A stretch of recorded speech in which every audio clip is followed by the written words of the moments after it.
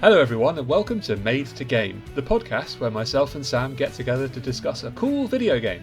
I'm Adam Puckey. And I'm Samantha Dematos. This week we're going to be talking about the spacefaring BioWare classic Mass Effect, going over the highs and the lows of a game that kickstarted a phenomenon and did it all without EA's grubby little nits all over it. Before we do so, let's get into what we've been playing this week. Sam, what have you been playing?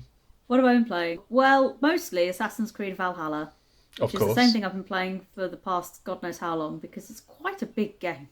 Also, I only sit down and play for... That's a lie. I was about to say, I only sit down and play for a little bit. No, actually, that's not true. A few Sundays ago, I played for 6 hours straight and forgot to eat and went to sleep at about 2 a.m. Not ideal. Your recent ADHD diagnosis kind of makes a lot of that excusable now. Well, now makes it all okay. I'm allowed to do that, and if anyone complains to me, I'll just be like, ADHD certified. Deal with it. It's your problem, not mine. So what else? What else have you been playing apart from Valhalla? We've been playing through all the Mass Effect series, which is why we're now doing this thing on Mass Effect. So we've been playing through Mass Effect 3 as well together. Lots of Valhalla, going around and dealing with the bad guys in old-time England. Old-time England. It's all set in old-time England. Just the thousands and thousands of bad guys that inhabit old-world England. All the thugs that I kill, and there's more of them and more and more and more. I don't think there was that many people in England as I have actually killed. You've really thinned the population of old England. What have you been playing, Adam? So I've been playing Mass Effect 3, obviously, with you. I think we're near the end at the moment. I also have been playing Death Stranding on the PS5, which you haven't been sitting watching me play or anything, but it's surprisingly good. The walking simulator. Yeah, I absolutely love it. I was really expecting the worst, actually. I'd heard really bad things about it and stuff. And from the get-go, the story's really compelling. The graphics are phenomenal. The acting's great. It's weird. It's so weird. Wonderfully weird. And everything you come to expect from Hideo Kojima, but without the shackles of the Metal Gear franchise kind of around him. Yeah, really, really liking it. I think I'm about 3/4 of the way through now as well. It's just this odd story that I'm completely caught up in, so I can't wait to perhaps do an episode on that one. I quite like it when you come to a game after hearing awful things about it, because in my experience you usually then have a really good time with that game because you're expecting the worst. And let's be honest, most games aren't as bad as most people make out. No, unless it's technically bad, like the controls don't work or it's so glitchy you can't play it. Just generally, just to get involved with something that's got a compelling story isn't too long. I thought it was going to be really long, but it's really not. And the core gameplay mechanic is quite a unique idea. This idea of carrying things across the landscape. I've unlocked the motorbike now, so that's not that's not a problem. My next mission is quite a long distance one, so we'll see. Anyway, we're not here to talk about Death Stranding. We are here to talk about Mass Effect 1. So let's take it away. I've got a list of talking points here. I love these games. I have played them through many times. Got you to agree to do a playthrough together that you may now regret. I'm not much of a control freak in real life, but I think you might have seen a different side of me while we played through these games together. I've certainly learnt a lot about the relationship I'm in as a result of that, yeah. You don't like it when I miss things. Oh, no. No, I don't. What? Would you... In that room over there's a storyline quest. Go get it. So I think one of the first things on the list to talk about in that case, skipping down to near the bottom, would be the difference in how you and I like to play choice-based games. Okay, so anyone who's not familiar with the way Mass Effect in general works, the big thing about those games is that you as the main character get to choose the way the storyline progresses. So a lot of characters will present you with often ethical two sides of the coin, and you decide which one you're going to go for. You decide which person you're going to help. You decide, and then those things have consequences later on. That, to be honest, right now is quite common in games. Back when Mass Effect 1 came out, that was not all that common. However, yes, like you say, the way I guess it depends. It depends on what games we're talking about. Mass Effect I have played to death, and I know what all the endings are. I know what all of the outcomes are. I know what happens with all the characters. I already know which bits I like and the way I like the storyline to play out. So therefore, I want us to follow a specific route through the game. Now that is rather at odds with the way you like to play them. Yeah, and the way that we have played it, because it's your choice of game that we're playing as a couple to get to know each other better and all of that, is that we're doing it your way. Like, I agreed that we would do it your way. And because of that, we're following a system of behaviour that when I'm playing, when I'm holding the controller, guiding Shepard around, is often counter to how I would react naturally to the characters in front of me and the choices in front of me. We're often doing kind, compassionate things to characters who I don't think deserve it, just to preserve this Loki-esque sacred timeline that ultimately makes sure that all the characters that you want to survive, right? And people aren't killed off in the later games. But of course, when you first got Mass Effect 1, you wouldn't have known what all these outcomes were going to be because the next two games weren't made yet. You didn't even know if they were going to be made. So you would be more inclined to play them au naturel, so to speak. Yes, and this is actually where one of my difficulties in talking about the games is going to be, is that we're planning on doing an episode on 1, this episode, an episode on 2, and an episode on 3. And I'm going to struggle with keeping it just to Mass Effect 1 because of how involved I am in the game and how much I love it, which is going to fall on you, Adam, to try and keep me on track. Yeah, good luck. I've been given permission to wrangle the ADHD brain. So I wanted to talk about the contrast in the way that we like to play this game specifically. We haven't played any other choice-based games. Why is it that you enjoy tailoring the gaming experience to make sure everyone is kept alive and you get the best outcome and you don't fail? What is it that drives you to pursue that? These are the games that sort of kick-started this whole, you make choices and your choices will affect the gameplay but will affect the next game and will get carried over to the next game and the game after that.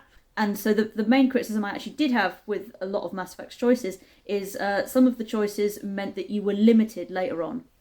And it took away, there's a lot of things it took away. So like if a particular character died, it meant that you then couldn't do a whole chunk of the game here. There was a whole chunk bits that you couldn't go and do, which wasn't then replaced with something else. It just limited your experience, which I don't like. I want to experience everything that, because the writers put in so much thought, I want to experience everything they had to give me.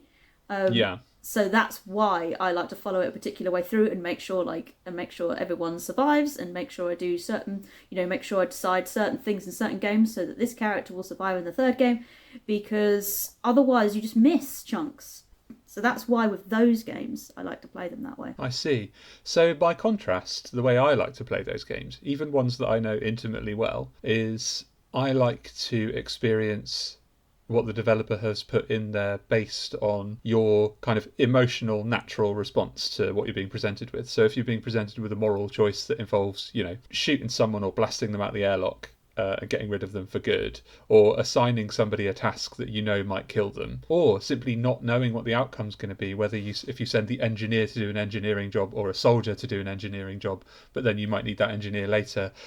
Essentially not second guessing and trying to put myself in the point of view of Shepard in this case. But if it was like Dragon Age, or maybe we were talking about Knights of the Old Republic, another BioWare game, put myself in the situation and kind of embrace the feeling of not knowing what's coming next. From a story point of view and from a respecting the creator's vision point of view, I like to embody that, even if I know what the outcomes are going to be like, no, in this situation I would do this version of Shepard that I've created, where how he or she looks. I like to do that because I feel like that represents a level of authenticity in the story and in the playing and in the design philosophy of the people that made it. In a way, it's like respecting their vision because they've wanted you to have this experience where your consequences have meaning, and that meaning is you miss out on stuff if you send the wrong person off to get killed. By contrast, you gain a closer experience with the ones that are left alive. But there's no really right or wrong way to play these things, and sometimes when you know a game well, sometimes you do want to do like the Paragon playthrough, like the goody goody two shoes playthrough, or you want to do the Renegade Evil playthrough, just to see what those endings are and see what happens. It's a little bit like when you do a quick save and then run into a room to get killed by a load of enemies, just to see what enemies are in there, and then you load up the quick save and go and fight it properly. That's kind of very much how I enjoy playing most games, is just kind of bundling in and going, oh no, spaghettios, and down we go. But it is interesting playing together when the two of us have different needs from a choice-based game. And the next game we're going to play is Marvel's Midnight Suns, which is a choice-based game, and that's going to be interesting to see how that. That one's going to be more based on how you want to play it.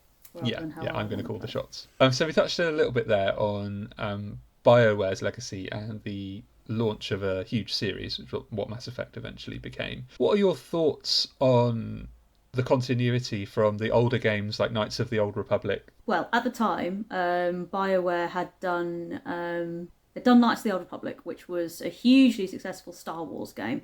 BioWare had kind of really started making a name for themselves with you being able to make choices in the games, because you could in Knights of the Old Republic. You could choose if you were going to play your character as good or evil, and there was different ways of interacting with the game based on that. And then Mass Effect 1 came out about 15 years ago, like quite a while ago. So of course games have come a long way since then. And Mass Effect was kind of, it was published by Microsoft Games. It only came out on the Xbox. I think it was the Xbox, must have been the Xbox 360 at the time. That's a good console. Mass Effect was kind of like a big deal for BioWare, because obviously previously they'd used the Star Wars universe. This was probably one of their first ones, correct me if I'm wrong, this one was probably one of their first big titles that they'd made kind of on their own. So they stayed with sci-fi. Mass Effect was the first games that they brought out where your choices then carried over to the next games, and that was huge at the time. And I think the scale of Mass Effect, they really hammed on the idea of the choices you could make, to the point that I even remember saying, like, I wonder if the game's name is a reference to the fact that you have a huge Mass Effect on the story. Like, I know the game's named after the Mass Effect fields that you use to fast travel throughout the galaxy, but yeah, it did make me wonder if maybe the whole thing was a play on that, to kind of be like, this is a game about you having massive effects and massive consequences depending on the choices you make.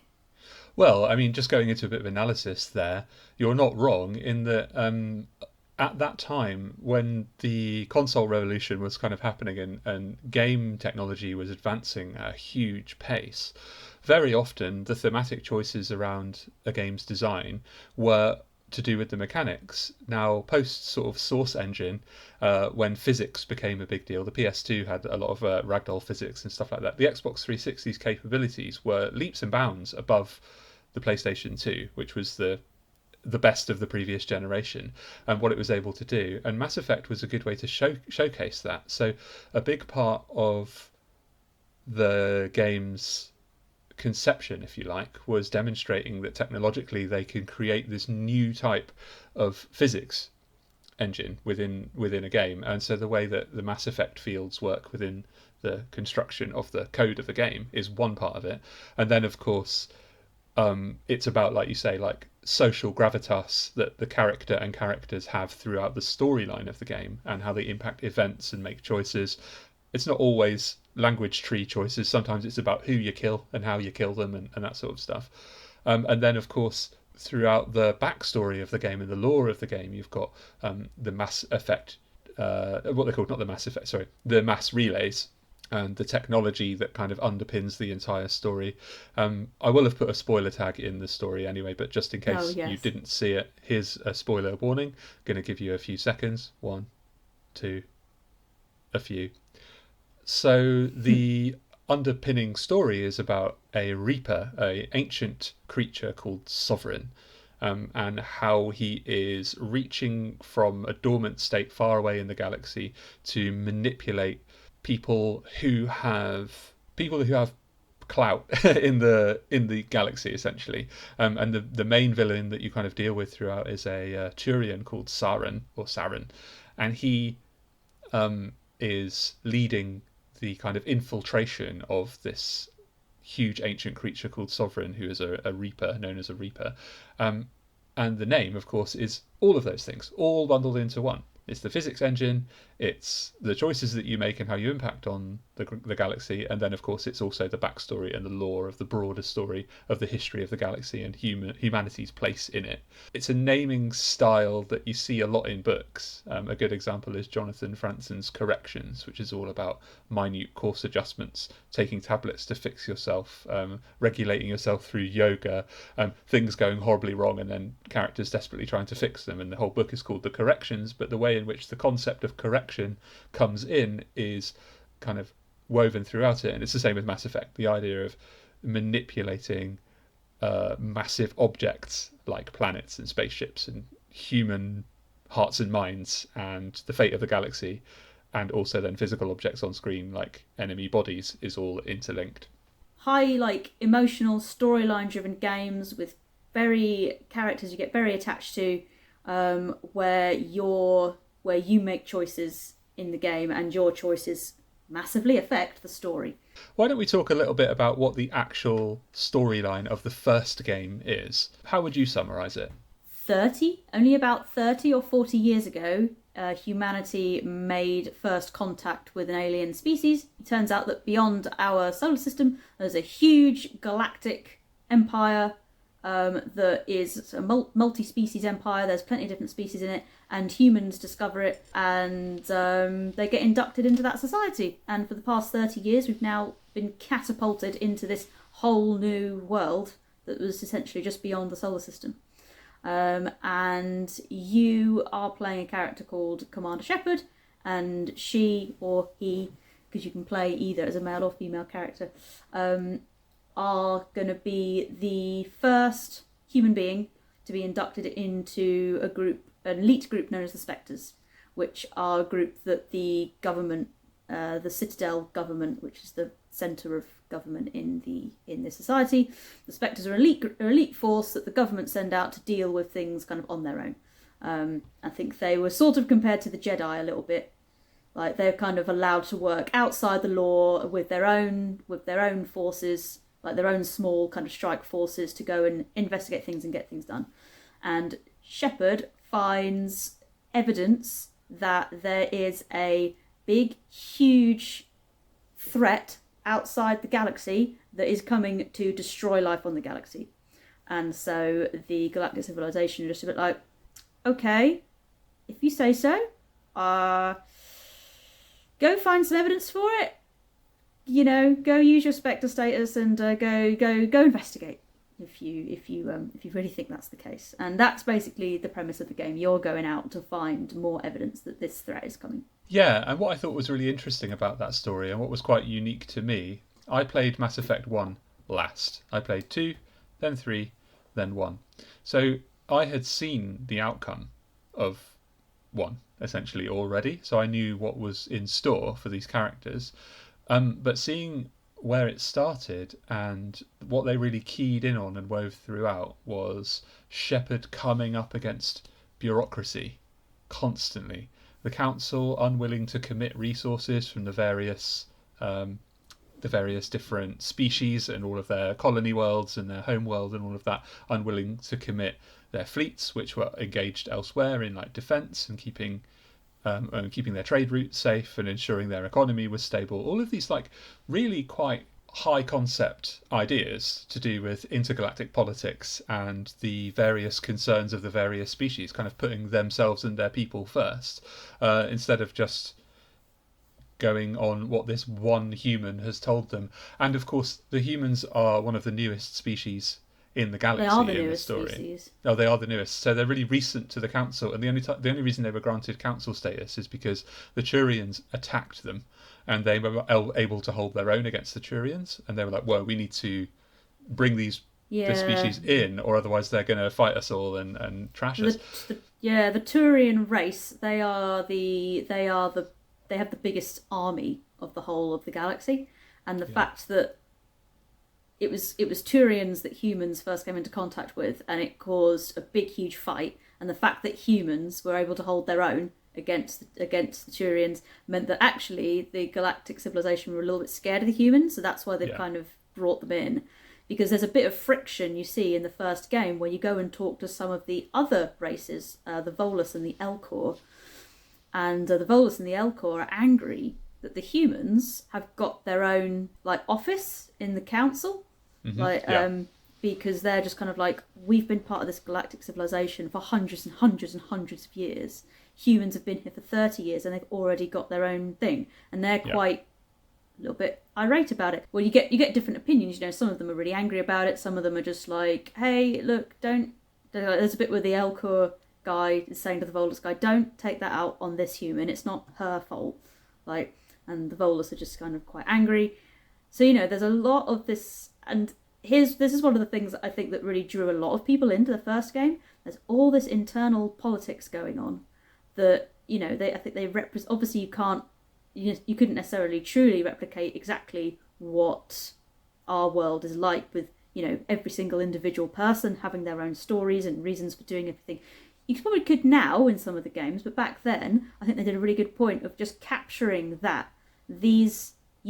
You as a character playing as a human have come into this world where all of these other races and individuals in these races have a backstory that's been going on without the humans' involvement in the slightest. And they have chips on their shoulders about certain things and other things. I love the world building in Mass Effect, and I loved it in the first game.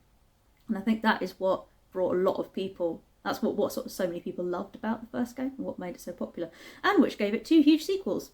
One thing that I absolutely love about it, and that it doesn't shy away from, is the fact that all of the tensions you've mentioned are high concept interpretations of the struggles that we face on our planet between the different, the word I like to use is ethnicities. I don't like to use the word races, because there's one race, it's the human race, and that's it, and we are all genetically similar enough that there isn't really a distinction for me.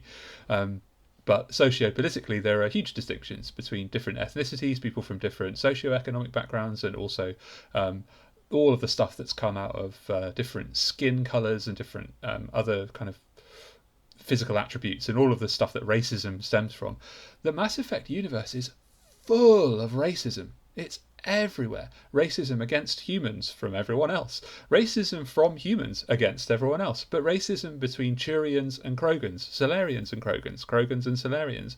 And the rich history and the long, millennia-long grudges that are held between these different species from different planets, and why they exist, is really high concept stuff. A good example of what one that I think is really high concept is the idea that so the Solarians were needing to win a war, so they reached in, they found this really tough race of creatures from this really tough planet, but they were kind of in what we would class, I suppose, as our like Neolithic stage. Like, yeah. The Krogans, yeah, they're kind of like caveman times, essentially. Yeah. And what they did is they just reached in, started educating them, gave them loads of weapons, made them really strong and tough, sent them out to fight a war for them, which they won, because these creatures, these people were really tough, but also then perverted the natural development of the species. So they didn't have an opportunity to naturally breed out their innate aggression, because it was the aggression that the Solarians kind of latched onto and encouraged in the Krogan species.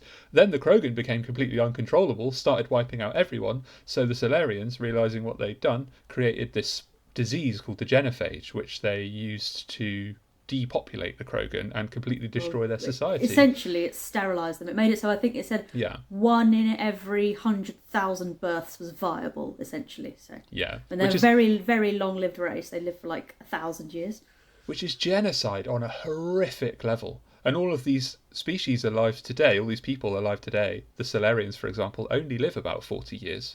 They're a highly intelligent, well-developed, the quick-to-develop species that have a very short lifespan. So the people that made these decisions millennia ago are so far removed from the people alive today, but they're having to deal with that stuff. There are parallels in our world, but nothing exactly like that.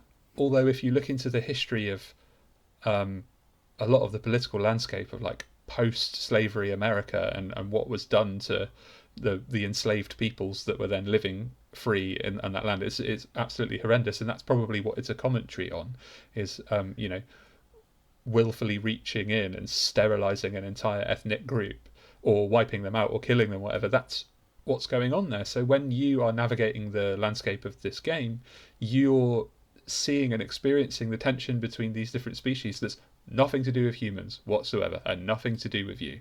Yeah. I think it's great.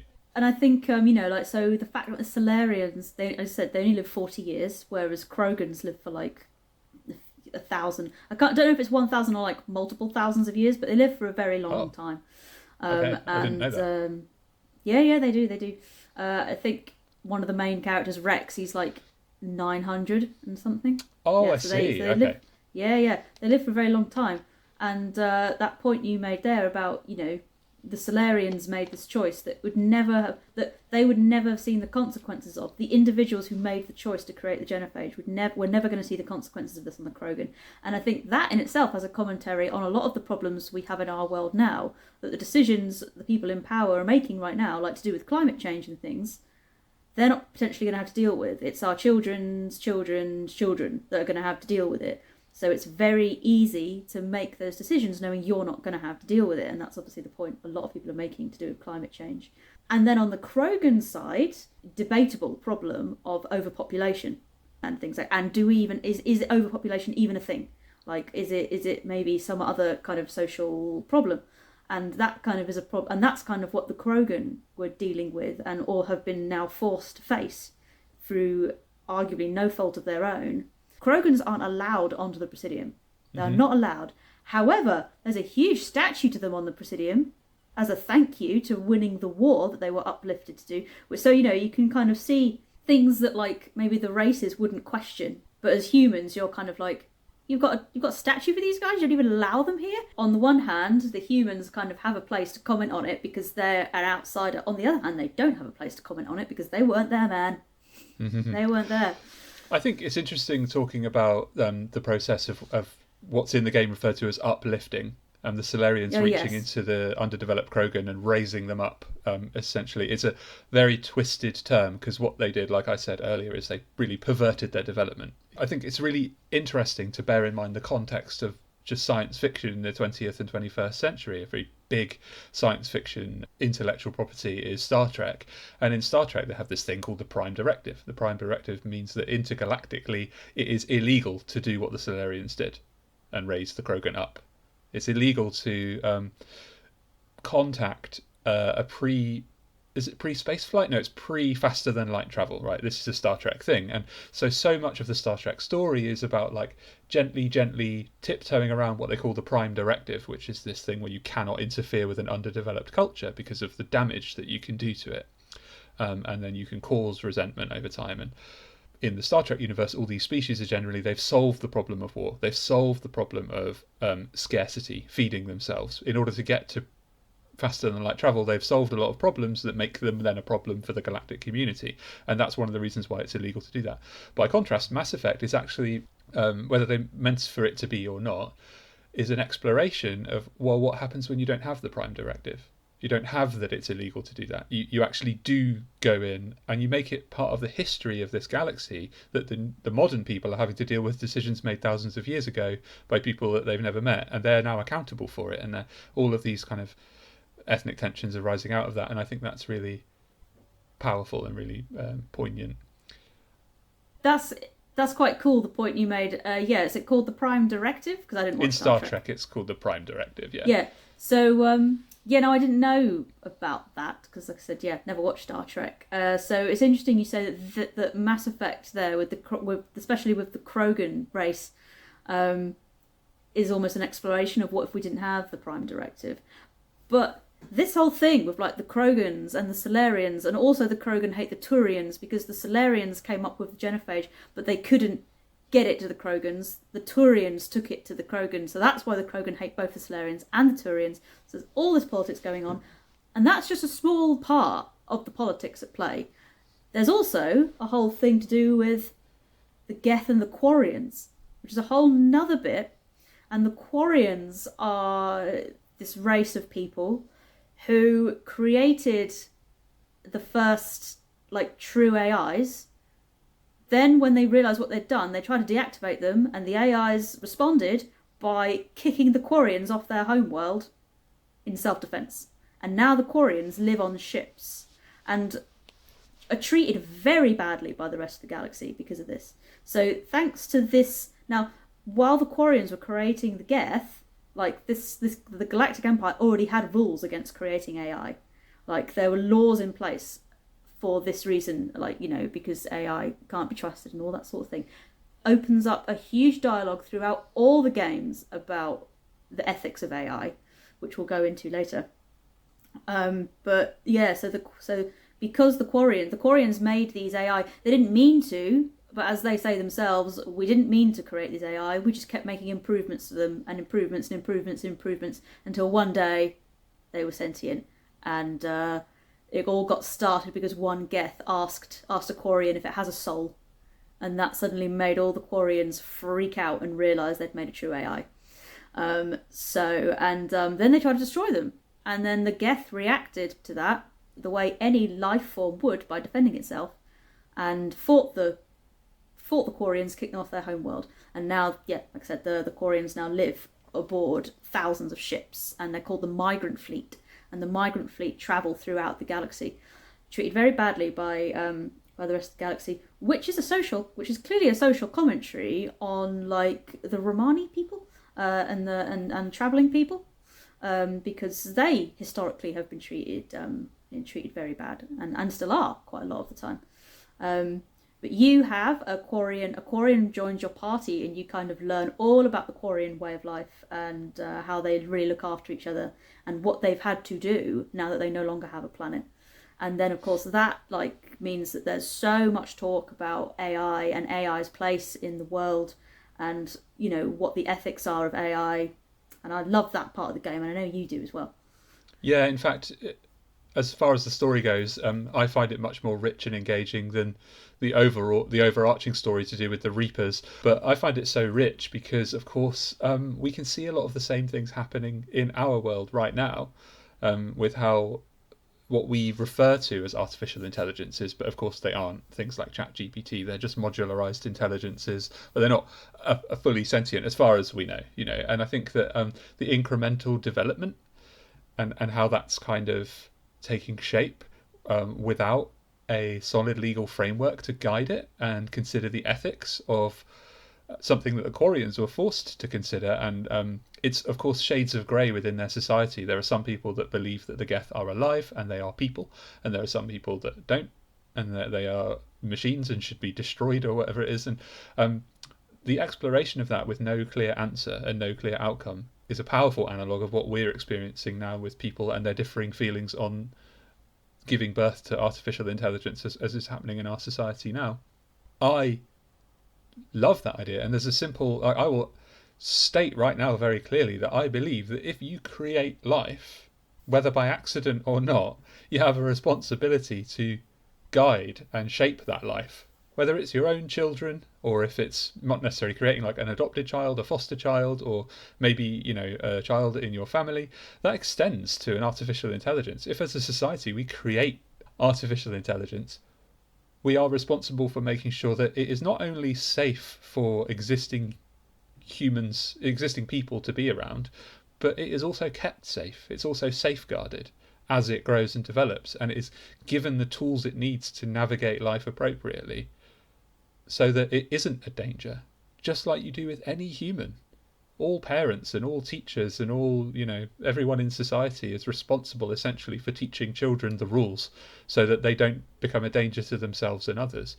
And it's exactly the same set of ethics, whichever way you look at it, with artificial intelligence. And I think Mass Effect brings that into the public eye in a really good way, because of course it was a computer game largely aimed at teenagers and young adults. And it's a really high, I keep using this term high concept, but it's a really, at the time, a really unique and interesting concept in mainstream media. Not so much in books. You saw it a lot in science fiction books throughout history, but in a large, essentially AAA video game title, it was a really, really nuanced concept to bring in, and I loved that it was in there, and I loved that it's kept on throughout, and it doesn't have an answer. Well, yeah, and I mean, for a long time, the only thing we saw of machines and AI was evil, like the Terminator. Like, you know, that was kind of how we saw it. And it was the same, actually, with aliens were here to abduct us and be mean, until Steven Spielberg made E.T., and we had like the idea that maybe they're not all bad. And so, and funnily enough, what we were talking about in the last podcast, the Miles Morales Spider-Man podcast, about how people want to see more positive stuff now. And I think like when Mass Effect came out and they started showing, well, you didn't get as much about the Geth in the first one, and the Geth's actual society. You did in the next games, but this is like 10, 15 years ago is when we first started seeing more of these positive portrayals and more of these ideas of like, well, maybe actually aliens and AI, they might actually be benevolent. They might actually be really nice. They might just want to integrate into society. They might be perfectly happy to get on. They might have zero desire to wipe anyone out. And I think with the Geth in particular in Mass Effect 1, the Geth are the main antagonists. They're the enemy that you fight the most. The Geth and Cerberus. Cerberus are a load of human rights people. I don't know. They're like, what are they? Like the KKK of the galaxy, essentially. They're human rights extremists, yeah. Yeah, and they like experiment on aliens and on humans, I think, to try and advance human interests. And they're like the tier 2 baddies, whereas the Geth are the tier 1 baddies. The Geth being the AI. And these things on their own, we've got the relationship with Krogan being uplifted. We've got this whole stuff with the AI and the Geth. This is the backstory of the game that we've just spent, the past half hour talking about. This is just this is the world that humans enter into with all this stuff that's already going on. So that alone to me is huge. I can literally remember saying when I first played through those games, I wish I just had a Mass Effect game where there was no storyline to follow. You just got to visit everyone's planets and talk to all the aliens and just learn about the cultures, because you have all the different species have, because the Solarians are so short-lived, they pretty much at about, their brains are so fast that they're incredibly good scientists. They make absolutely massive leaps forward in science because, by the time they're 9, they've completed school. They're done. They've done it. They've done it all. And then you've got the Asari, which are the oldest race. They discovered the Citadel. Now, they are a group of they're all female, but they claim they're gender neutral, but they look very feminine. They've got very feminine voices and physiques. And so they live for 1,000 years. You do kind of later get indications that maybe they look different to every race, because they can interbreed with any race, because it's kind of described how their biology reproduction works by whoever the other individual is that you're breeding with just mixes up the DNA. You still get an Asari baby. So there's an indication in the later games that every race sees the Asari as whatever they're attracted to, which would make sense because that's how their biology works. That's how they breed. They've also been in the galactic civilization for so long that they've obviously started to adapt to other species being around. So that's the backstory of just one of the races. Each backstory of all the races are just as well thought out. People put a lot of time into that game. Yeah, a lot of people really cared about creating a universe of all these different races, what that could look like, and almost used each race to represent an aspect of humanity. Oh, I see. Which I found really interesting. Can you explain what you mean by that? Well, we said about how the Krogans sort of represent one of the problems that humans face of, one of the problems we've got at the moment, which is technically humans still all have a caveman brain. And then the technology that we've got today has only been around for 20. A few decades. Yeah 20 exactly. Years phones. Yeah. So, considering all that, that's quite a lot of advancement. And so the Krogan almost represent this idea of, wow, we're just cave people dealing with nuclear weapons, which is exactly what they had. And also they deal with the problem of they had an overpopulation problem, but that's because the way the Krogans breed is they have quite they have a lot of young and they grow up very fast, so that's why they had an overpopulation problem. So the Krogans sort of represent that aspect of humanity, and then the Solarians represent the aspect of ethics in science. like the problems we have of scientific advancement at the cost of ethics, which is a thing that you have with like the Solarians that you meet in the game. Like, you're often, as a human, as an outsider, the person kind of going, whoa, whoa, whoa, whoa, whoa, and the Solarians are just like, no, no, scientific advancement's more important. So they're sort of representing this. The Asari almost are kind of representing, kind of like almost ancient wisdom and even the sexuality of human beings. Like how, like, sexuality, and as we move forward and understand humans better, is seeming like it's quite a fluid thing. We have lots of different people who identify in lots of different ways, and that's kind of like that sort of level of identity is something the Asaris do. The Turians are like a big military force, and that sort of represents the like we're sort of coming out of a time now in society where we very much, because we had the First and Second World Wars, which were big deals, certainly in the Western world. That heavily influenced our society, and we very much romanticized, the military and like a militaristic society, which we're slowly coming out of. So the Turians kind of represent that. I mean, I love the Volus. The Volus are one of my favourite species. Volus, in the game. The Volus are essentially the walking sentient equivalent of the blobfish, where outside of their home planet, which has extremely high pressure, their bodies lose cohesion, just like a blobfish does if you take it out of the deep sea. So they have to wear these special suits, which means that they just breathe like all the time, which of course declaws them in the eyes of the other species, so they are disempowered out of their own habitat. So they are the mercantile class. They're the mercantile species. They are the buyers and sellers. They run the markets, they play the markets, and they also deal in sort of political intrigue and political information, and they are often the grey traders, the arms traders, that kind of thing.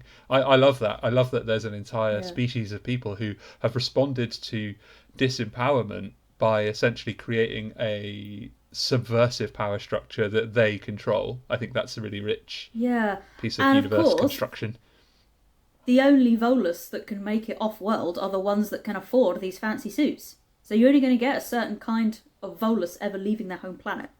Yeah. So that's kind of what every single one of the Volus are kind of all very like money orientated. Like they're very good barterers. They're very, very good mercantile type race, and that's probably because you don't get to see any of the others. Okay, so we've gone into a lot of detail about the kind of background of the Mass Effect game and the story itself, and I think that's really good. I could probably talk all day about it. What I really want to do is just quickly give an overview of actually what the physical game is, just a minute or two, and then we're going to talk about some kind of highlight moments from the gameplay. So I'll give an overview. Mass Effect is a third-person over-the-shoulder shooter. It's a cover shooter, so you move from a covered position to another covered position using the cover to stop yourself getting hurt. You have 2 squad mates with you at all times, and each of you has different abilities that you can pull from. Some of your characters have biotic abilities that's kind of like space magic, like gravity magic. You can do singularities that pull people in, or warps that lift people up. I think the move that lifts people up is called lift, actually, and various things like that. And then you have tech powers, like you can overload someone's shields, or one of the characters, Tali, she can hack AI. She can hack a Geth and make it fight for you, or sabotage its systems and slow it down. So the actual game itself is very fun to play. Whether you're playing it on easy mode for the story, or normal mode, which is I think what we played it through on, or the harder tactical combat, there's a way to make it, to kind of shape it throughout. And then when you're done with your mission down on the planet, or in the warehouse, or in the moon base, or whatever it is, you go back to your ship, the Normandy, which is a really cool, really sleek, long-nosed, long fuselaged spacecraft that's got advanced stealth technology or advanced flight technology or whatever. Each iteration of the Normandy is like the best ship you can have, and you go around after each mission or at key points in the story and you talk to members of the crew, but also your combat team as well, and it unlocks more about their backstory. You hear more about their concerns. You get the opportunity to go on loyalty quests where you specifically go and do something from their story that means something to them, and then they are more tightly tied to you. So that's very rich experience as well. And of course you get to do something which I myself just never really notice, and certainly missed on playing all 3 Mass Effect games, but you, Sam, did not miss, and that is the romance options. So let's talk a little bit about the romance options, because running and gunning and shooting and going into cover, you played Mass Effect, you played Gears of War, you played all that stuff. It's fine. It's kind of cookie cutter almost. It's very well executed. It's not actually very glitchy for the most part. It's pretty smooth, but it's the romance stuff which for me was the first time I'd encountered that in a game. I just was like, and it wasn't until my second playthrough where one of my friends said, "Did you know that you can talk to everyone in between the missions?" And I was like, "No," and if you do, you can get a girlfriend, because I was playing as the boy, the male version. We played as the female version this time. So yeah, let's throw it over to you and let's talk about the romances that you can have, but also then the romance that we pursued on our playthrough, and why you chose that. What was your what were your needs in choosing that? The only other game that I knew of that I hugely knew of with romance options was Fable, because of course in Fable you can get married to whoever you want. I do know that it was a big deal. It was the first game where you could have. It was a big deal because of course you could have. If you were a female shepherd, you could essentially have a girlfriend, because you could romance, so there's the only people you can romance in the first game are two humans, a male human and a female human. If you're male shepherd, you can only romance the female human. If you are female shepherd, you can only romance the male human. So very heteronormative. However, the Asari character, you can romance as either male or female shepherd, and although like the Asari, claim that they're kind of, in their eyes, they're gender neutral. They still, to us and to the players, they're made to look like women. That in itself, there's a mild criticism there, which I'll get into later. But it did open up the fact that you could essentially have a female relationship, which was one of the first games to allow that. Though, like I said, Fable, you could marry men, I think, in the first Fable game. I would like to interject there and just talk about that with Fable a moment. I would argue that the visual aesthetic and the overall tonal themes of Fable mean that entering into a homosexual or heterosexual relationship, because it's quite cartoony, it's got that kind of, there's certainly like a classicized British, almost pop comedy feel to Fable. That makes it very silly. It's very much along the lines of, although not as extreme as like the Terry Pratchett novels or like Hitchhiker's Guide to the Galaxy, and because everything's so kind of, or Monty Python, and there's a lot. I know that it draws a lot of influence from Monty Python. So in Fable, by contrast with Mass Effect, you've got this cartoony, almost this kind of layer of removal from the natural accessibility of life, that means that whatever goes on there is kind of unique and contained within the Fable universe. There's not a lot of what people often refer to as bleed into the real world. I would argue that by playing Fable, you're less likely as a heterosexual person, or perhaps as a homosexual person, if you're or bisexual, or whatever your sexuality is. There's less in Fable that's going to cause you to question your own sexuality, to look at the visual images of humans depicted on screen and go, oh, I wonder if that's me, and cause you to ask those necessary questions at a young age or an older age or whatever. Whereas the closer to real graphical consistency of Mass Effect means that witnessing a player character that you have guided through this rich and deep story entering into a homosexual relationship is much more empowering for somebody who needs, as humans, we often need precedent to make decisions, to have the courage to make decisions, which is why, like you were talking about yesterday, when the famous person comes out as gay, you often have a large swathe of everyday people coming out too, because it encourages them and empowers them to recognize their sexuality and just stand up and be proud of it and go for it, take that plunge. And I would say that I think that Mass Effect, with its visuals and with its closer to real storytelling than Fable, was much closer to the edge of, back then, perhaps even controversy, by having homosexual relationships available. Although I would argue, of course, that female homosexual relationships are probably the safer option in mainstream media generally. We talk about that a lot, but it's still a step in that direction, because in later games you can have male homosexual relationships and stuff. And I wanted to make that point, the distinction between the cartoony nature of Fable and the much more realistic nature of Mass Effect. I think that's a really powerful thing that they did, was to start introducing homosexual relationships, even if they are sexualized lesbian ones. It still is a step in the right direction, I think. It is a step, yeah. Yeah, no, you're right. And actually, yes, Fable is quite cartoony. And the difference between, I guess, with Mass Effect, in Fable, the way you marry someone is you put on a wedding ring and then see who's got a little love heart above their head and pick them. That's kind of it. And you can have multiple marriages if you want. And honestly, there's not very many. They're just kind of, they might, if they discover each other, they'll come and be like, "Oh, you bastard! I ain't being married to you no more." And then that's it. That's kind of the worst that happens. Whereas, of course, in Mass Effect, and here's the thing, as you originally asked me about like the romances and why I quite like doing them, is it's all about you build up a connection with the character of your choice. And you go back and you talk to them and you find out more about their life and they reveal more to you. And so, it's reminiscent in a way of real life, obviously not completely the same. And for me, why I always enjoy romance options in games is because I like the idea of the character I'm playing as having a life. Yeah. I have a thing in Skyrim where I always take my Skyrim, when I'm finished playing the game for the day, I take my character home, take her back to her family, put her in normal outfit, and then turn the game off. That's adorable. I'm kind of a bit like, now she gets to go home, now she can spend time with her family until I pick up the game again. So I always have this idea, I like the idea of seeing these kind of relationships you can build with these different characters and how it opens up more avenues in the game to explore for myself, but also because I just like the idea of treating these characters nicely.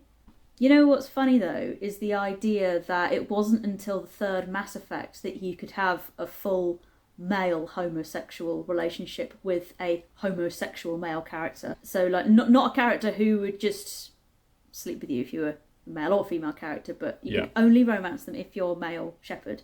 And it seems ridiculous now that it took until the third game to get that, because that would just be not having that in a game where you can romance someone now feels ridiculous, which is good. Yeah. That's good. That shows that that shows kind of how much more accepting society is now. Yeah, and that clearly delineated choice by the writers to make, it's Cortez, isn't it, the shuttle pilot, to make Cortez a gay man and he only likes men and you can't romance him if you are a woman is really cool. I thought it was a really bold and clear choice. Okay, so what I'd like to talk about now, which is something that you did with me in the Miles Morales episode, is I want to ask you, what are some of the things about Mass Effect 1 specifically that you found really frustrating? There was too much bloody choice on guns and weapons and stuff for me. Yeah. I would give the controller over to you, Adam, and say, please do stuff with our upgrades. And you would choose all the upgrades and all that sort of thing. Some people love that. I was just like, oh god, this is too much. First times I played it through, I did it, but that drove me mad. However, I wouldn't say that's a criticism in general. That was just for me, that bit. Oh, yeah, that's the first one I thought of. Yep, I can understand that. I do remember that happening, and then it just became an unwritten rule between us that when it was time to sink some points into upgrades and look at guns and all of that stuff and go to the shop as well and buy guns, that was my job. That was just my job to do. Which ever since Final Fantasy VIII, when I realised that I love menus, I love junctions and channeling, drawing spells and all of that. Ever since that game in the late 90s or whatever it was, I've just absolutely loved manipulating all the statistics and stuff in a video game. It's a huge part of what I really enjoy. So I was more than happy to take over that responsibility. So you found that frustrating, which luckily you had a willing soul next to you on the sofa to take over. Was there something else that frustrated you in particular then? The length of time it took for your powers to cool down after you'd used them. So when you use like a biotic, vroom, you have a cooldown period before you can use it again. I think that the developers didn't fully playtest that properly in the first game, because I think they kind of were like, okay, that has a 2-minute cooldown or something, Because just talking, 2 minutes doesn't sound very long. In game time, yeah, that is an hour. That is so long. And to the point that in the first game, I don't even bother playing as a class that has powers. Like, there's no point because it takes so long. Yeah. Oh my god. I just can't imagine that just clearly wasn't play tested. The play testers must have missed it.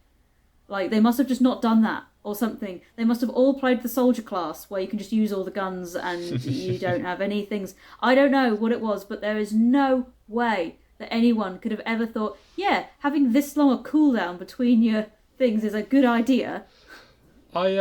I can't help but wonder if perhaps that was part of the heritage of BioWare games, where their previous successful titles had been PC games that were, well, it was I'm thinking of Knights of the Old Republic specifically, where you had an awful lot of statistics to manage and you had your force powers, or if you weren't a force user, you had some other kind of, I don't know, smuggler powers or whatever it was.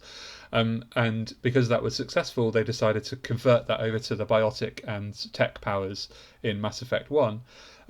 But of course, in a slower, more strategic RPG, you do take a bit more time over missions, but Mass Effect was much more action orientated. And actually, I'd be surprised if the average mission took longer than 8 minutes. Yeah. So that 2 minute cooldown means that, you know, you're using your powers 3, maybe 4 times a mission, which is crazy. By the time you get to Mass Effect 3, I mean, I think it was like 5 seconds cooldown on some of the stuff I'm using now, which is just so much more fun because you just keep banging them out, you know.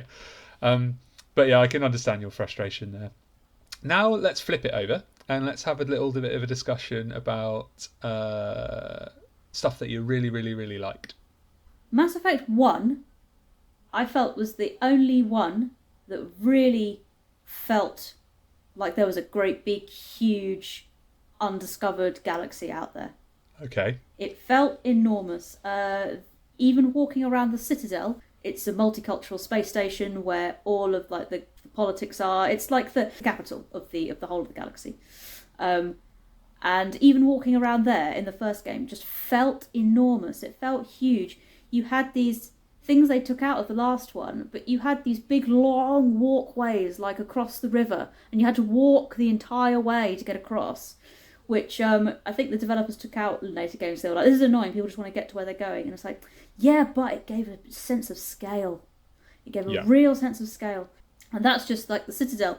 Actually, when you go out into the galaxy and explore the planets, this one is the only one where you have apart from a DLC in the second game, where you have a vehicle that you get dropped on a world and you have to drive around. You drive through this one little area of the planet, and most of it's a wasteland. Most of it's a complete wasteland, and you just are kind of going where you kind of see there's kind of like, oh, there's something marked on the map there. Let's go see what it is. So you drive for ages to get there across terrain that, honestly, I feel like the developers just kind of didn't actually make roads towards where you need to go. You have to figure that out yourself, and you'll get stuck a lot. They just made it so that you could. They had these on your vehicle. They had these little boosters, so you could go. So you could try and. So you know, there were times when I was trying to get up a mountain, I couldn't get there, so you had to push myself off to the bottom, start again, try a different route, go this way. Is it going to make it? You know, and that did feel like full exploring. The fact that they didn't make obvious routes up to these points felt like these were these big unexplored worlds, which they were. And you'd often find like crashed ships of people who tried to explore it and couldn't get a signal out to anyone, so they'd all died. Another thing that kind of added to that was the music. The music in the first game was way more, had this really kind of sci-fi. It was esoteric. Sort of, yes, that's it. There's a very esoteric feel. Yeah. That kind of just felt like there's this music that kind of suggested there's more out there, but we don't know. Very haunting. Whereas yes, very haunting. Whereas the second and the third game were very more action orientated. Go there, shoot stuff. Go there in a straight line. We'll show you where to go. That way. It's that way. Shoot. Which is good, but it didn't. But that first game captured that so well. The size, the scale, the feeling that you are just this little human in this great big huge world and we don't know what's out there. And I think the fact that we played it now, where games are so much more accessible and a lot of lengthy things have been shortened down. It's just testament to the fact that it's a well-made, slower-paced game. It's not just... I mean, rarely are you on screen for more than 30 seconds without something there, whether it's an obstacle to drive up. By the way, the Mako, this big six-wheeled vehicle that you have that's kind of like a tank, kind of like an APC, kind of like a tank, that can drive up almost vertical mountains. When we first got into the game, and I was like, oh no, I forgot these bits of this car. Well, something about playing it this time, maybe because I had a companion with me, I had you next to me on the sofa, but every time we got in the car I was like, let me drive, because I just fell in love with this vehicle. It was so much fun, and maybe when I played it the first time I was pretty stressed, so I didn't have like a lot of time. It was when I was at university, so I didn't have a lot of time. And I told you, I was like, the Mako's great, and you were like, oh, I remember it being crap, and I was like, fine, I'll do all the driving bits then. And that soon changed. Well, you could just run over the Geth Colossus. You just run. Yeah, this is one of my favourite bits. It's like the Geth Colossus is this huge, very, very hard to kill robot when you're on foot, because it's absolutely massive. Get in the Mako, which is itself absolutely massive. You run one over and it goes down like one of those donkey toys where you press the bottom, and then the donkey's got all these strings that hold it up, and then it just goes and hits the floor. Ragdolls, ragdolls down. Well, that's what happens to the Colossi. Yeah, they ragdoll down, and you just keep reversing backwards and forwards over them, and you start to feel sorry for them after a while. You're like, oh, these guys don't stand a chance. This is a really bad design on the part of the Geth. What were they doing? But you could even nudge Colossus off the edges of the map, like where there's like you could nudge them off. You could just keep nudging them until they just fell down a cliff, and you could do that, and the game didn't stop you from doing that. And that was great. Now, we touched on it, but we came off it talking about something else. I just wanted to steer back to the romance stuff, because you specifically wanted to pick out Shepard's partner in Mass Effect 1 to be the Asari character, Liara, who is an Asari... What is she? A doctor? A physicist? A scientist? It's pretty vague. Archaeologist? She's an archaeologist. Yeah, but she can also do loads of other tech stuff. And then, of course, as you play through 2 and 3, Liara's relationship with Shepard, you have opportunities to re-establish it, but there's a continuity there. What was it about this playthrough that made you decide to pick Liara for it? Was it to show it to me, or was it just because you enjoy that storyline the most? So, I wanted to play through as female Shepard. And the reason for that, as most people actually ended up agreeing, a lot of people, the female Shepard got quite a cult following. Obviously, the games tried to have... The BioWare automatically put male Shepard as the selling point in the game. Yes. Because this was still at a time when games were more thought of as boys playing them, men playing them, and women players weren't as much thought of. It's not like that anymore, thankfully. And you know what? Could have been Mass Effect that helped push that forward, because of how popular FemShep, as she's called, got. They called them FemShep and BroShep. BroShep never really caught on though, did it? Like Brexit and Bremain. Bremain disappeared pretty quickly, but Brexit stuck around. Yeah. So I want to choose female Shepard. For two reasons. One, it is kind of, no offense to, I think his name is Mike Mia, who did the voice of male Shepard. No offense to him, I'm sure he's a wonderful voice actor.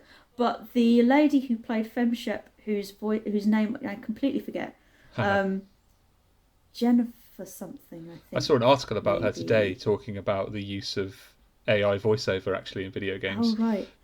It was generally considered that she did a much better job with the voice acting. She actually was interviewed a lot about this, and she said, to be fair to my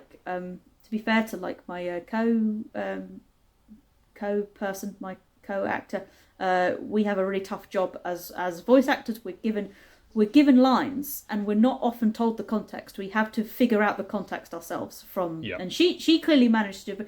I think she said she got lucky with how she interpreted the context, and the guy who did male Shepard not so much.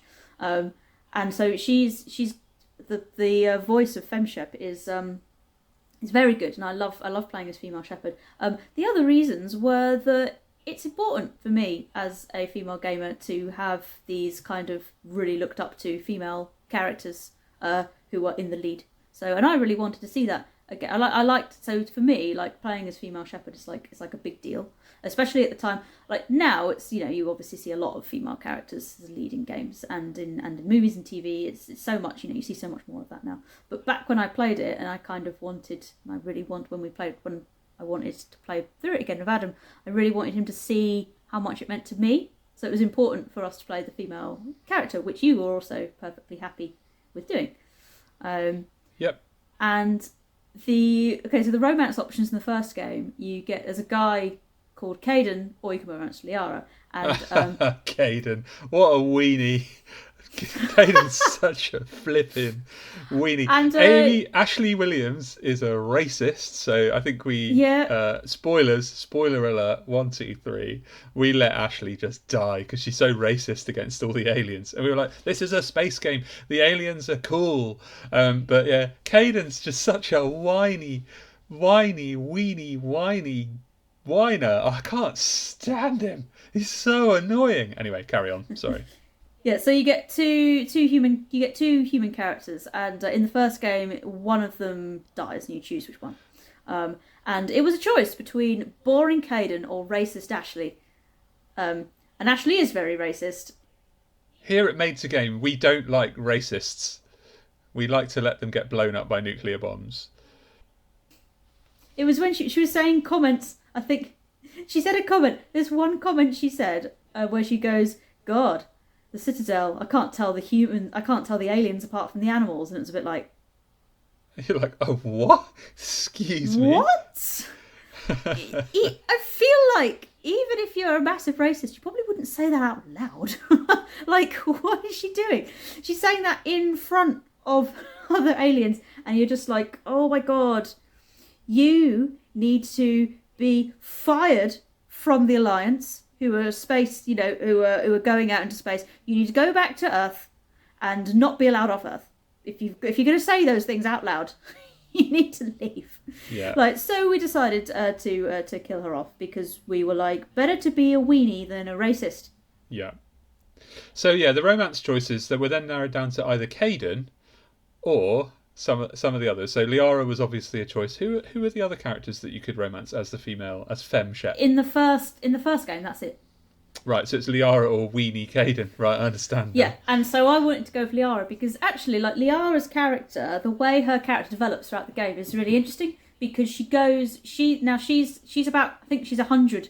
She's like 105, which for a Asari is very young. She's kind of only about 20 or so. She's considered quite young by Asari standards.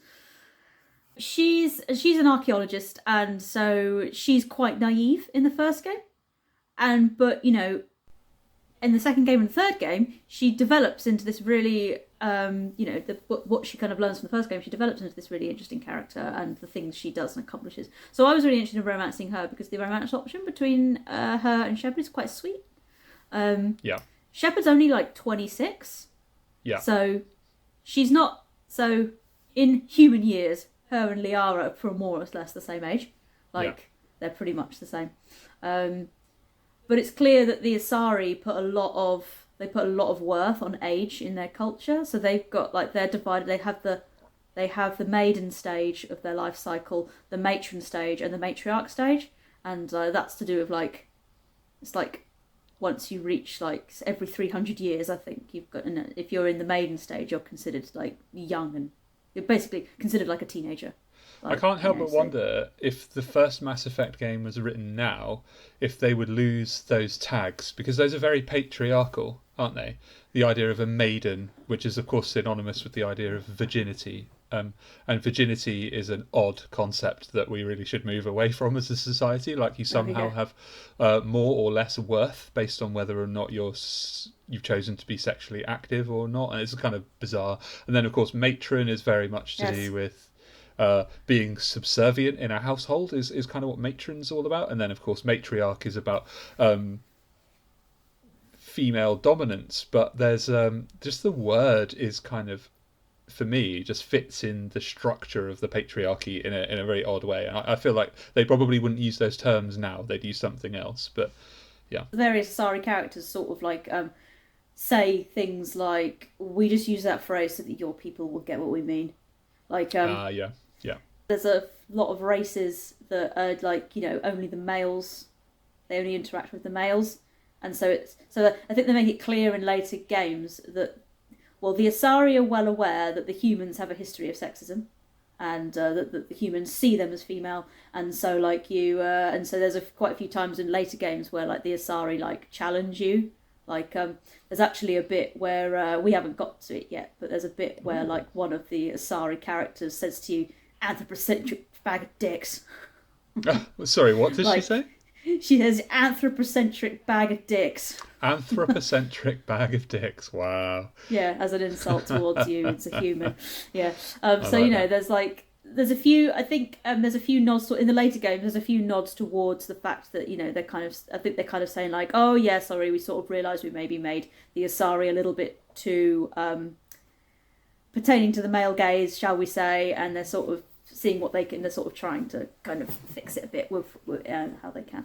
But yeah, so the reason I wanted to romance Liara was partly because I think the romance between the two characters is very sweet, because Liara goes from being quite a naive person to being very well accomplished in over the course of games.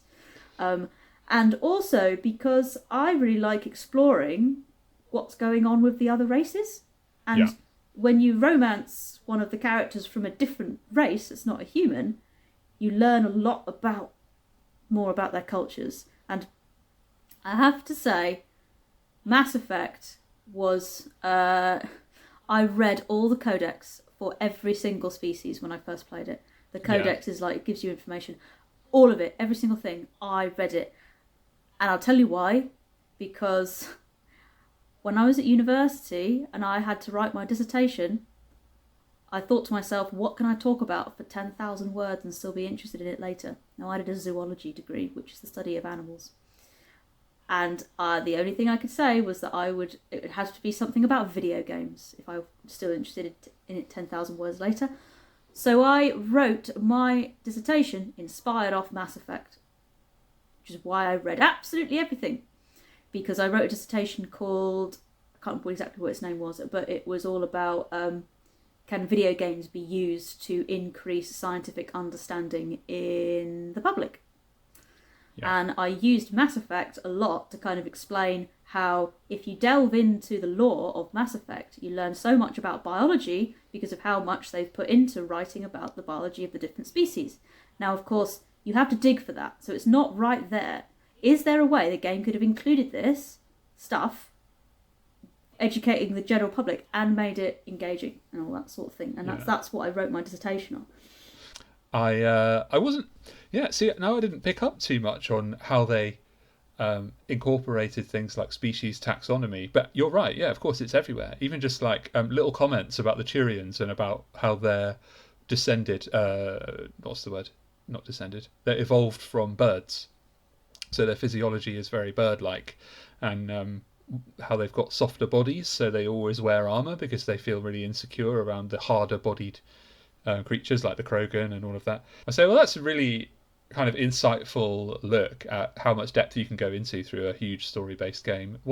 I think maybe the parting thought for this episode of the podcast, because we couldn't talk about Mass Effect without talking about the male gaze, like you just said, sexualization, and the overarching concerns, I think, of the design team about designing characters. So let's talk, instead of Mass Effect, let's take a few minutes to talk about Ass Effect. Because the one thing I noticed throughout, and not just the female characters, but also like the male characters as well, they've all got superhero proportions, they're all really buff and what have you. They're all designed to be incredibly attractive, even Caden, the weenie. And there's something about, like, I noticed this in the dance sequence when you're in the nightclub. In the first one, female Shepherd can really move. They've clearly got a good dancer in to do a bit of performance capture, and she really shakes her bum. The camera angles and a lot of the cutscene angles and everything are very much geared up towards right at highlighting the curves of people, like, their hips, their bottoms, that kind of thing. What's your take on all of that? Like, as a as a female gamer, as a younger gamer when you played this, a young woman, you've said many times, often inhabiting with or without realizing like a very male-dominated world of entertainment. What's your perception of that now, and what would you like to see maybe from the 5th game that's coming out? We don't talk about Andromeda. How do you think that's going to shift now that the world is shifting and has deeper feminist concerns over that sort of thing? Do you think we're going to see ass effect all over again, or do you think they're going to tone it down a bit? It's an interesting question. I didn't expect to talk about asses. How can you talk Mass Effect without talking about bums? Bums. So, I don't think that pretty people are going away in media and in games. Yeah, I think you're right, yeah. I think they're sticking around. I think there is definitely more space for characters in, like, say, films and stuff that aren't just gorgeous. But I think in, like, video games, it's going to take a while before we start to see that sort of thing. I think, a lot of the time in video games, you're playing as characters going out doing very physical stuff, so they're probably at least quite well built, regardless of what sort of like body shape that looks. Sorry, please continue. I'll mute that. Body shapes was the last thing you said. Yeah. I think we're still going to see nice asses. I think they're probably going to put nice asses on all people, and they're not just going to focus it around just the ladies. The ladies, which it was more focused on in the first game. In the next games, like you said, there was a lot more ass for a lot of characters. Yeah, it was, even as a man, like a heterosexual man who is primarily attracted to women, who has a very attractive partner, I was just like, I was a bit like, okay, this is a bit much. Like, some of these outfits look extremely uncomfortable. But anyway, we can get into that when we actually talk Mass Effect 2.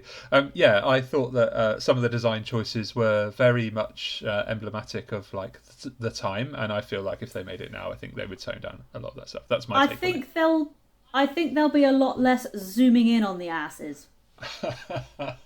Yeah. Because there's a lot of that. You just see past someone and it's just their ass, and you're looking beyond that person. I wonder if it's just partially, the devs and the designers were forced to spend so much time sculpting that part of the body, like lots of revisions and what have you. We kind of discussed this. I'm going to put this on display. I want this on display. And you said, interesting, this is one of the later games where they actually revised the scene where a character who was very, very ass design orientated, they changed the camera angle of a cutscene to be from her shoulder. And you said, I was like, I wonder if one of the design team was just sat down to dinner with their wife, and their wife was like, that scene with so and so, do you reckon you should maybe like bring the camera up? And he's like, oh, do you know what, yeah, maybe. Anyone who knows the Mass Effect games knows exactly who we're talking about. Yeah, and exactly which character we're talking about. Well, I think we've pretty much covered everything. What do you think? Oh, well, I mean, I could talk about Mass Effect for hours and hours more, so there's probably a safe place to stop it there. Well, we'll have plenty of opportunity to cover more when we do the second game and the third game one day. But for now, I think we should say goodbye to everyone. So, thank you so much, everybody, for streaming, downloading, or otherwise tuning in to Made to Game. Made to Game is hosted by myself, Adam Puckey, as well as the articulate and insightful Samantha DeMatos. Our title music is provided courtesy of Everyday Music on YouTube. All episodes of the show are edited by me, and our thumbnail art is created collaboratively between Samantha and myself. If you like the show and want more, consider joining our Patreon, where for just $3 a month or £2.50, you can get podcast bloopers and behind-the-scenes footage, as well as access to our private Discord channels, where you can talk games, philosophy, and other general garbage. Sign up by visiting patreon.com/_made-to-game. Otherwise, you can still support us by leaving a nice review, favouriting or liking the episode, and of course, if you haven't already done so, subscribing to make sure you catch the next one. We'd like to leave you with one final thought. Why don't the Geth wear shoes? Because the last time they asked about souls, it started a war. See you next time on Made to Game.